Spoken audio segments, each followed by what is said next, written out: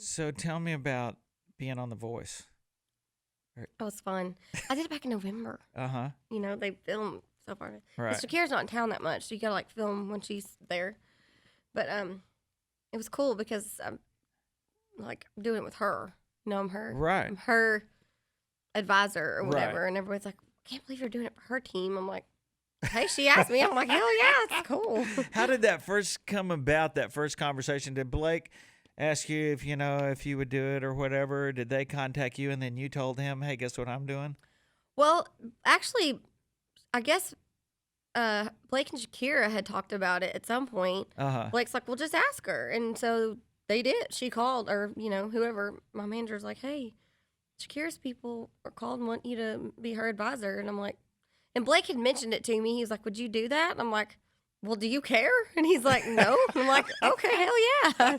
And then, but it's funny. I mean, he thinks it's cool. And, I always tease him anyway because he, every time he sings with Shakira or, where he's, around her, he starts sweating. Mm-hmm. Watch him on The Voice. If he does, a duet with her or whatever, he's sweating. And I'm like, now you got me and Shakira. You better sweat when I'm around now because he's sweating around her.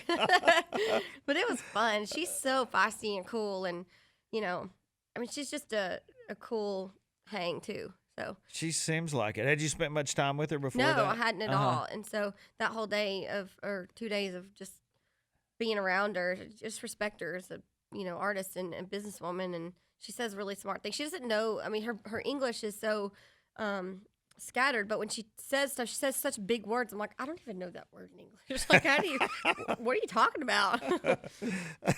But it was fun. It makes it fun. So I got to ask about, now, you recently, it was documented where you helped put 11 people together with 11 dogs, maybe, found homes for some. You're relentless in your pursuit of helping strays, including Blake. Thanks for saving him. I know. I am. Well, I just went up to my store. There's a little park right next to my store in Tishomingo, and our shelter. Basically, I helped build our shelter. It's a city shelter in Tishomingo, but Blake and I did a benefit 2 years in a row back when we first moved there to build it. So I kind of take ownership of it, even though it's not mine. And it's full right now. So we really need people to adopt dogs out of there. And so it was pretty Saturday, and we had a spay neuter clinic going on right in front of the store and a mobile unit. And I was like, let's bring some dogs up here. So I just was hawking them for all it was worth, and 11 dogs found homes. So I just was like, matched 11 dogs with 11 families, and it was fun. I am relentless, and I feel bad for people that come across my path on those days because I'm just like, they're like, get her away from us, she's psycho. How do we get this dog again? Right. Like, did we want this dog? Because I'm a really good salesman when it comes to that, but. So was there a radio remote or something? How'd you hawk No, them?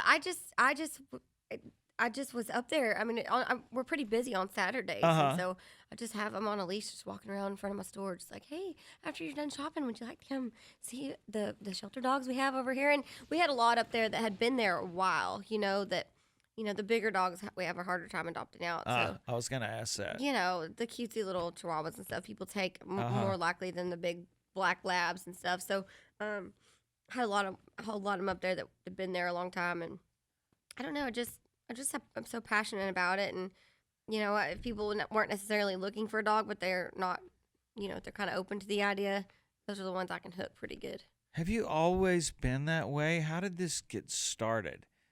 I guess just growing up in the country. When did you start picking up strays, or did it? Growing up in the country, they dump them on you. Right. You'll just every so often a new dog would show up on our front porch, and I just started to love them. And then I guess about 8 years ago, I adopted my first dog. I volunteered at the shelter here and there in East Texas, and I was going on the road a lot, and I was lonely, and so I was with all boys, and I just wanted a companion of my own. And so I adopted this little dog named Delilah, and from there it just kind of snowballed. And then when I moved to Tishomingo, it's a problem there. I mean, nobody gets their dogs fixed, and they're just running everywhere, and everyone knows where I live, of course, so they're constantly dumping them on our road. And I just throw them out by Miranda's house. Exactly. They're like, I think they'll she's be home. okay. They're like, I think she's off. I think she's home. I don't think she's on the road this weekend. Let's just go drop. It's ridiculous, but I don't know. It's just my other passion. Everybody has that other passion besides, music. Like, this is my hobby and my passion and my work. But then besides that, when I'm not doing music, I'm constantly dealing with animals in some way or the other. How's your pink stores doing? My pink pistols. They're good. We have the one in Tishomingo, and then we opened the one in my hometown in Lindale, Texas, and it's just fun. It's when I'm home, Blake's constantly in the woods, and I just wanted something. I mean, I like hunting too, but I mean, he's like psycho about it, so kind of wanted my own thing. I'm like, okay, we'll see you in a couple of days, and so I just it kind of snowballed. It's was a soda fountain in the 40s. And it's cool because people will come sit at the soda fountain and they'll like say, well, I used to come here with my grandpa. And, it's really, I like it because I was able to restore the soda fountain from the 40s. How cool. Of course, it's a pain in the butt because here and there it's like breaks down. It's like, okay, I'm old. I'm not supposed to be. But it's been fun to just, have people come from all over the United States to visit this little tiny town in Oklahoma. And now my hometown of Lindale, Texas, they just drive from everywhere. We take Polaroids in the store and hang them on the walls, and we write wherever the people are from. And when I go in there and look, I'm just like, I can't believe people from everywhere have come to visit. So it's cool. Are you old enough to remember sodas and whatever? Did you ever do that when you were a kid or whatever? Yeah, my mom and my grandma owned a little shop when I was young, so that's probably where I get it. But my dad would have to go and like sell, do consignment and stuff and kind of go gather up business. He got roped into that deal. And he would take me with him and stop at like little shops like that along the way, little old soda fountains and hardware stores. And so that's probably where I get the love for it. And just I love old stuff. Anything old, I love. Me too. I used to throw a paper route, and I went by the 5 and Dime on my way home after I'd throw my paper route. And it was $0.25, I remember, for a chocolate soda.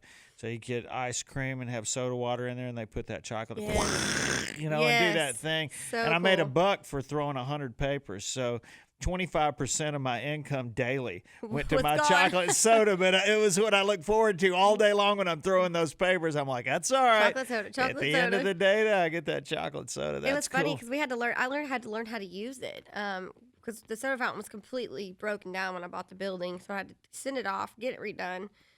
And then had to learn how to use the dang thing. I'm just like, okay, how? Here's a mess in the making. Yeah, exactly.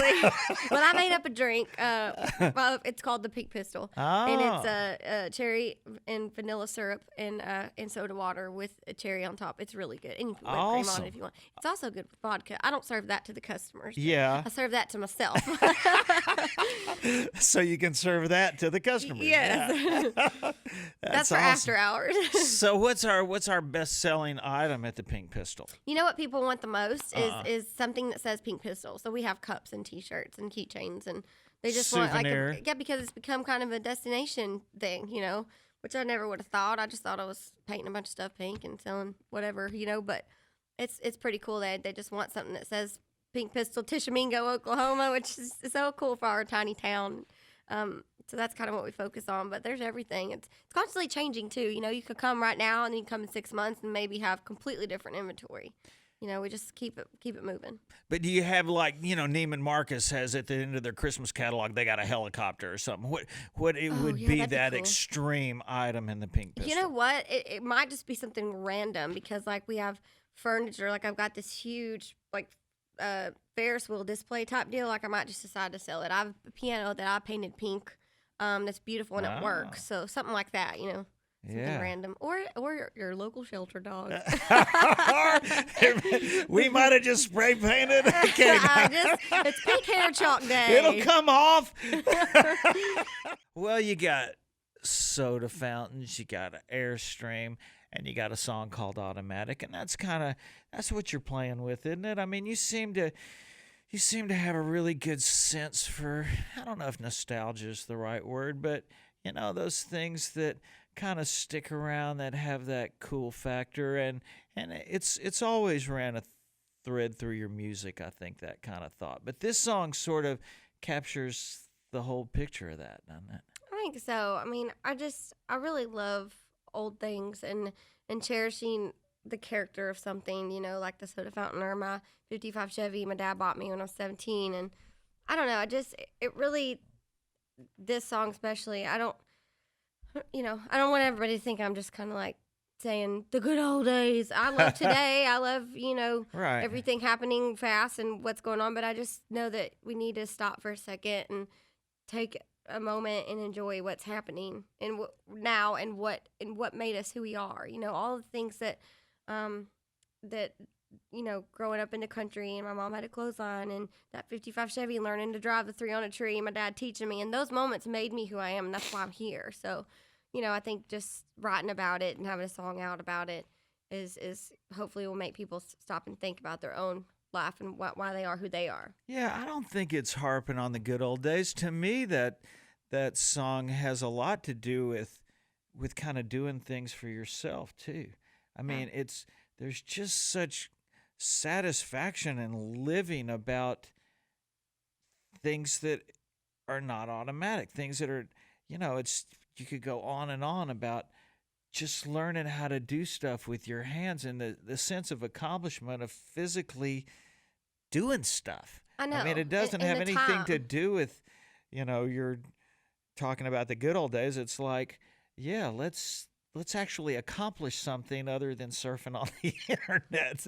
Yes, exactly. It's spending time. The reward is so much better when you take the time to learn to do something. I just started taking, you'll appreciate this, English lessons, writing lessons. And so I've learned how to, about 3 or 4 years ago, how to ride Western, just, learn how to barrel race from one of my friends. Right. Which is like going from 0 to 100. Yeah. And I'm like, I need to backtrack and learn how to properly ride a horse and saddle and all that stuff. And English is so disciplined and really teaching me, and it's hard, and it's like I almost feel like I know nothing at this point. So and I got in trouble the other day. I had my pinkies up with my reins, and my trainer's like, "Are you having tea?" I'm like, it's like, oh crap. And so I feel like I'm just starting from nothing, but it's like I can't wait till a year from now when I feel I've been riding a year, because I started New Year's Day, and cool. So New Year's Day next year I'll feel like, okay, the time I put in, how much farther am I now? Because it's worth. I'm physically doing something. I get up in the morning, I go take my lessons, and I'm not sitting there watching, TV, drinking coffee all day. I'm doing something, and it makes me feel good to be able to just, do something for myself and be out and, That's great. Doesn't a ride in English give you a great sense of balance too? Yeah, and hopefully I'll have good thighs, because it's really hard workout. You keep this. You keep a good, genuine, rootsy, organic quality to your songs, and I know Casey and you have teamed up on some things, and you got to dig her writing, but all your songs, have you started out that way, and you're staying with it? Do you still just look for that song that has that real quality, or do you do anything different, or do you approach it in any kind of different way? I don't know. I mean, I always feel like, especially on this last one, I didn't really have I didn't go, okay, on this record I'm gonna look for this song, and I just kind of went into it going, whatever sticks out to me at the moment, and you got a master list in the studio, and it's kind of like whatever I'm feeling at that moment. I feel like, and as far as, I wrote 8 songs on this, and there's 16 songs, and I feel, of course I want to write as many as I can. I love songwriting, and it would always be the most important thing, but I don't want to rob myself by trying to write all of them, because there's so many great songs, and I'm real lucky I found some amazing songs, and most of them friends of mine wrote, but I just wanted it to speak about where I am in life, and where I'm at 30 years old. I'm somebody's wife now. I put some roots down in Oklahoma. I don't feel like I'm a 20-something-year-old now just running around, burning people's houses down, and, all that. That was really fun, but I feel like now I've kind of reached a new level of maturity, and am going through a different phase, and I still have that attitude. There's a lot of that on this record, but it's in a different way, and just very vulnerable and humorous and all of those things. I wanted more elements. I just keep thinking I want to be a little more well-rounded with my music every time, and have something in common with whoever's listening. How do you measure success at this point?